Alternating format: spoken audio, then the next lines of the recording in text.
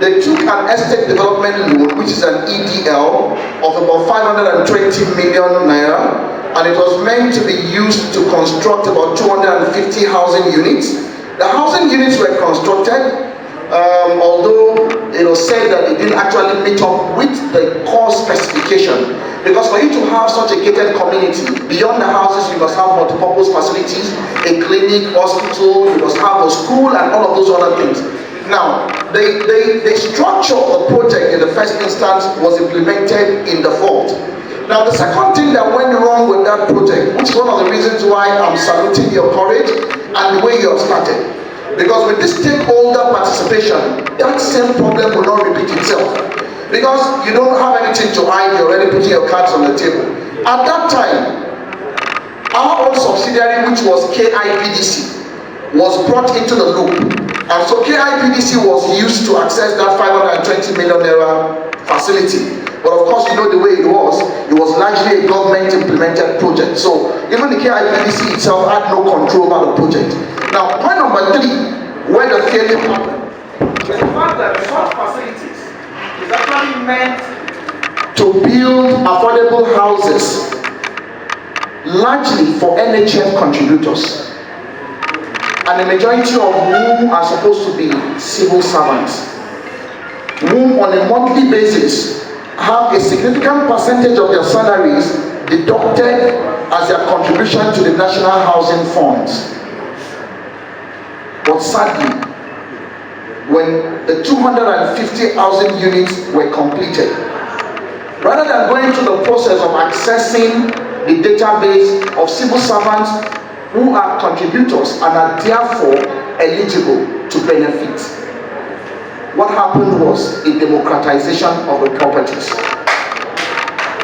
The 250 housing units was largely distributed to politicians. They took the keys to government house, they had a political jamboree, and people who had not been documented earlier, or for whom any due diligence had been done to check their eligibility, were handed over keys to 3-bedroom houses for a loan that was taken in the name of the Kwara State government. Yes, it happened at the twilight of an election year, so of course you can expect that, yes, when you do not separate politics from economic and commercial activities in governance, you will have that kind of problem. After they had shared the houses to all of those people, it was at that time they asked the subsidiary of Harmony Holdings, KIBDC, to now go and bring in a PMI, which is a primary mortgage institution, to now come and package the beneficiaries that you are giving the keys to. Out of 250 beneficiaries, they only found about 23 people eligible. The rest don't have any NHF contribution. They don't have any pension contribution anywhere. And so KIBDC now became a PMI. The people had collected the houses already. And so rather than for these people to enjoy the interest of buying a home on mortgage, and you can conveniently pay from deductions in your salary, they now have to start paying compound interest. Because HIPDC is already getting interest accruement via a compound interest, the Kwara State government, being the guarantor of the loan, is already vulnerable. So for the first 5 years, the loan was not performing. And so from 520 million principal, it grew to about 1 billion. Then sometimes in 2018, they went to sit with Federal Mortgage Bank to restructure. They restructured, they gave them some waivers, they asked them to show commitment.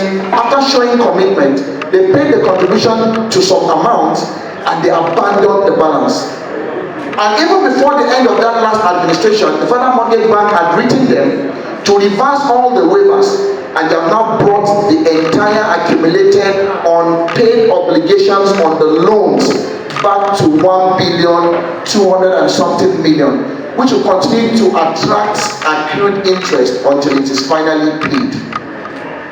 So when a lot of people come and they say, why are we not having housing estates all over the place? That's just government today. Housing estates. Government to provide so many expanse of land, and they have asked us to go and deal with private players to access funds.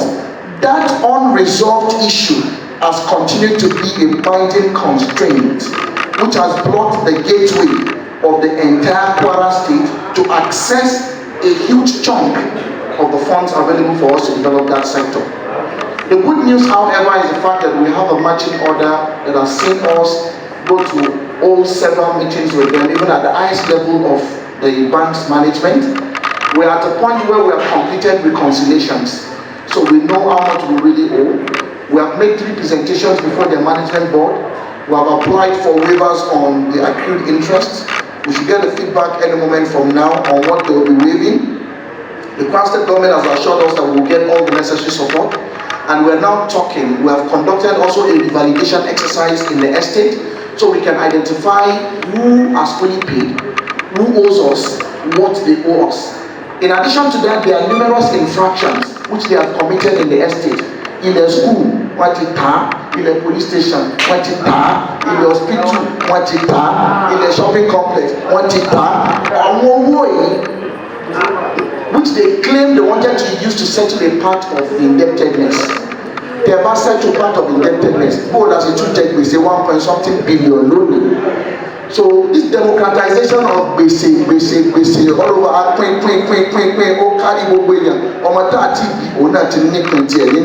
So however, for the purpose of today's symposium, we just want to assure you that we will not abdicate responsibility on it. And like I've assured you in confidence, I want to assure you again before all the stakeholders that God being our helper, within the next 3 months, we are hopeful that before the end of the 2nd quarter, we will be able to finally exit from that indebtedness.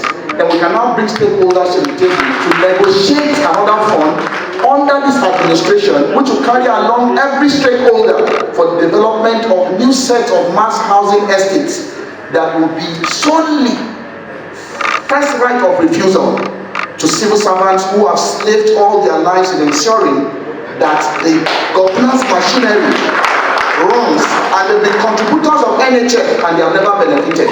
However, we will have hybrid solutions where you can also have private sector based mortgage lending for those that are in the private sectors.